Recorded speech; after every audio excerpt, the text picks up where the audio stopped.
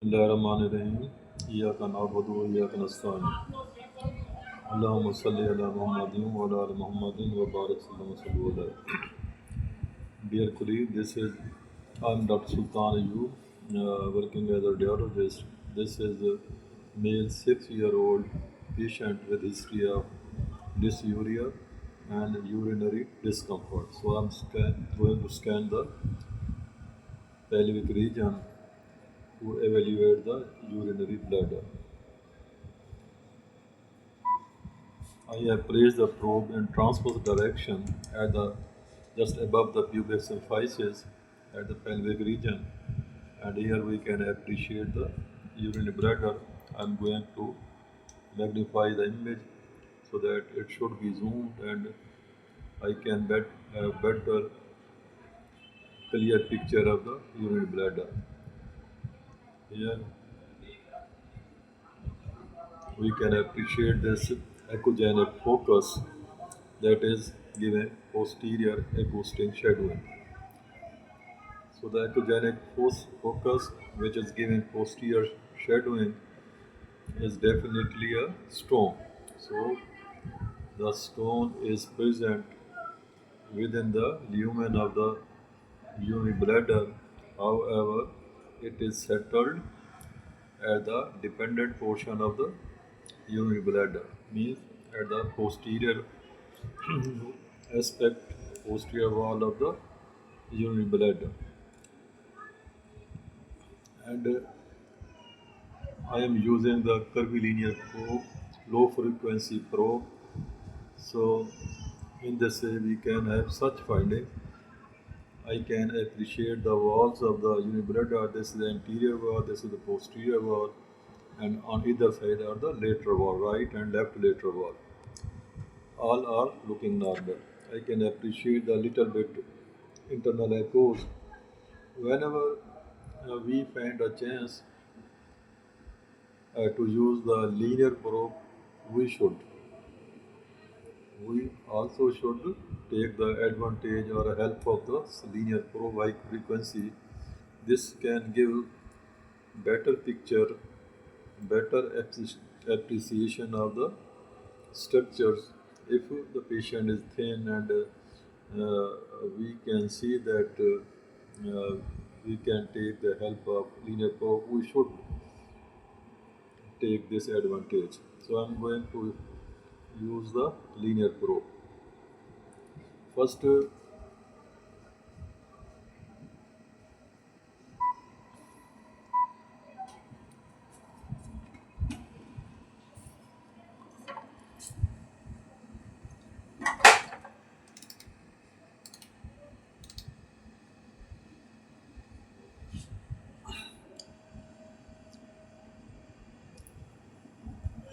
here we can appreciate I'm using the linear high frequency probe, and we can also appreciate the walls. Walls are smooth, thin, no thickening is appreciated. So when we can appreciate this stone within the urinary bladder, we should also ask the patient to take a lateral decubitus position on either side.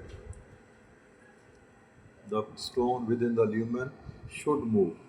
If it is impacted in the at the VUJ or at the proximal urethra, it will not move.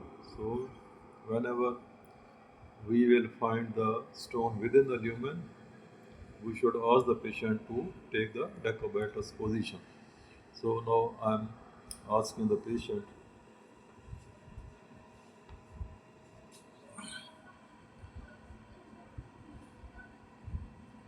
So look here, we can appreciate the stone is moved from the posterior side to the other side. Look here, it has reached here, so it has no fixed position. Then again I am going to ask the patient to have a spine position.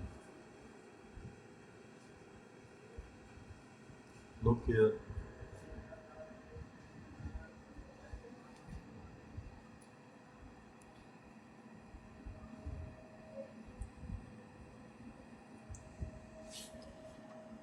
Stone has now changed its position. Then again I am asked the patient to other side. Look here, the stone has moved toward the left side. So it means this stone is present within the lumen. It is not present at VUJ of either side or proximal urethra. So in this way we can uh, give a confirmed diagnosis of the vesical calculus or stone in the urinary bladder. And we can also say that this stone is not impacted at the vesico-ureteric junction of either side. Now again patient is in supine position.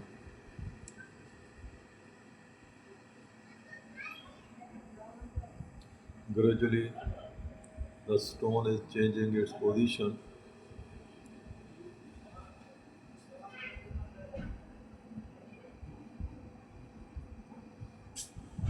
So now we have seen, and then also increase the brightness so that we can see the any internal echoes.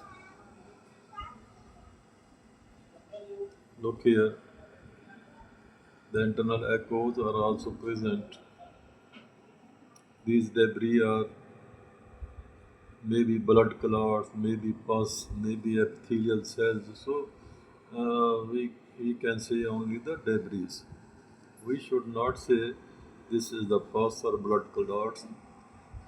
For this, we should go for the urine complete examination. So this was all about the stone within the lumen of the urinary bladder. You can also write the little debris within the lumen of the urinary bladder. This was all about. Thank you very much.